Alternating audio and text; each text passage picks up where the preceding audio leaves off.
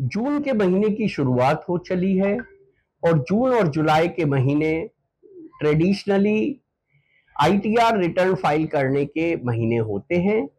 एक किसी इंडिविजुअल के लिए आईटीआर फाइल करने की लास्ट डेट 31 जुलाई होती है।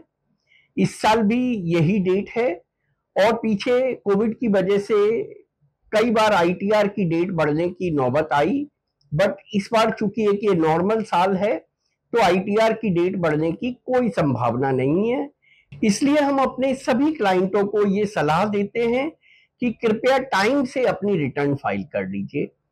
आइए आज जानते हैं कि जून से ही क्यों शुरुआत करनी चाहिए, क्यों नहीं मई या अप्रैल के महीने में हमें अब आईटीआर फाइल कर लेनी चाहिए, और साथ ही ये भी जानते हैं कि जुलाई के बाद आईटीआर फाइल करने के क्या नुकसान हो सकते हैं।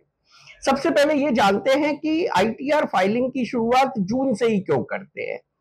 देखिए, एक नौकरी पेशा इंसान हो चाहे वो बिजनेसमैन हो, उसका टीडीएस कटता है अगर वो सर्विस प्रोवाइड करा रहा है। तो टीडीएस की जो लास्ट रिटर्न होती है, क्वार्टरली बेसिस पे टीडीएस की रिटर्न फाइल होती है। जो उसकी लास्ट रिटर्न यानी फोर्थ रिटर्न होती है, जो कि एक कंसोलिडेटेड पूरे साल की रिटर्न भी होती है, उसकी लास्ट डेट होती है 31 मई। उस साल के असेसमेंट ईयर की 31 मई डेट होती है। अब 31 मई को जो टीडीएस रिटर्न फाइल की गई होती है, उसका डेटा रिफ्लेक्ट होते होते करीब 7 से 8 जून आ जाता है। अगर आप इससे पहले अपनी आईटीआर फाइल करेंगे तो ये संभावना है कि कहीं किसी जगह जो आपका टीडीएस कटा हो, जो आपकी नॉलेज में ना हो, या उसमें छोटा मोटा अमाउंट का वेरिएशन आ जाए, तो जब आप आईटीआर फाइल करेंगे, अब ये सारे सिस्टम ऑनलाइन हो गए हैं, सारी चीजें ऑनलाइन ली जाती हैं, सारा डेटा आपके एआईएस के थ्रू या 26AS के थ्रू ऑनलाइन अवेलेबल होता है और मशीन उसे खुद से रिकंसाइल कर लेती है। अब एक एग्जाम्पल लेते हैं। मान लीजिए कि आपको पता था कि मेरा क्या टीडीएस लास्ट क्वार्टर में काटा जाना है, और वो मान लेते हैं कि वो 5,338 रुपये है।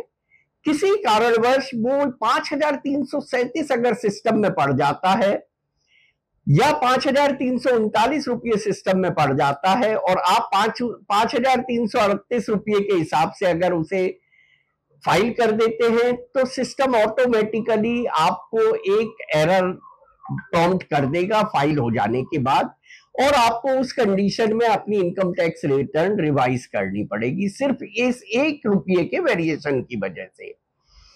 तो इन सारी गलतियों को ना करें, इसके लिए हम सभी क्लाइंटों को ये सलाह देते हैं कि कम से कम 10 जून तक आप वेट करिए, तब तक आपका सारा डेटा रिफ्लेक्ट होने लगेगा।